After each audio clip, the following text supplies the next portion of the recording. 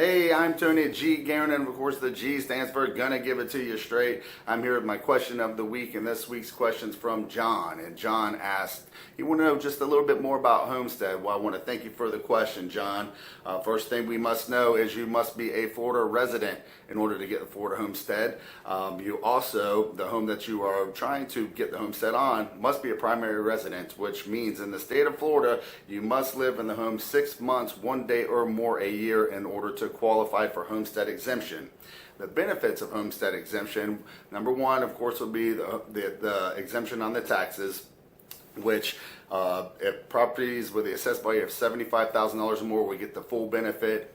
Anything that's $25,000 to $75,000 assessed value will get a prorated exempt amount. Okay, so the total exemption is $50,000 in the state of Florida. The first $25,000 of the 50 will be fully exempt from taxes. The second $25,000 will be partially exempt because they're still going to include the school taxes, guys.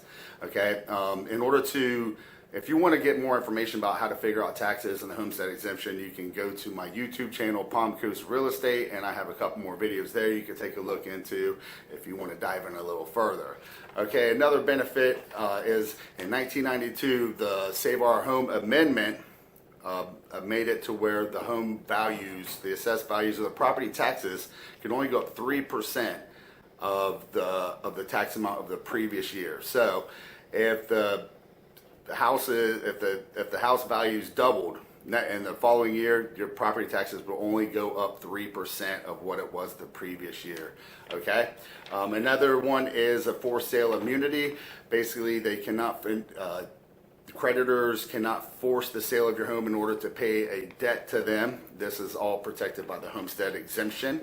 Also, there's no waiting period to file for homestead exemption. So as soon as you get your taxes or get closed on the deal, you could go down to the property appraiser's office and go ahead and file for homestead exemption. Okay. One thing you must know, if you're buying a house, okay, and the current owners do have homestead exemption on the house, you will piggyback for that year.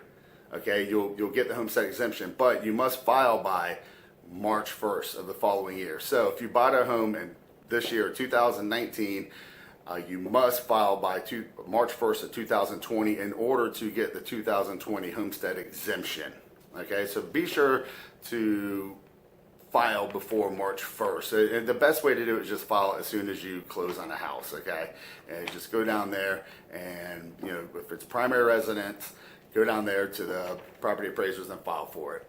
Also, there is inheritability. So any, if there's, if the owner is, if there's a death in the family, that will automatically can be inherited by the spouse or the deceased heirs. Okay, so there's a bunch of advantages to homesteading your property here in the state of Florida, and if you want to read a little bit more about it, I'm going to post a blog about it on my website, guarantee.com. That's GARREN the letter T.com.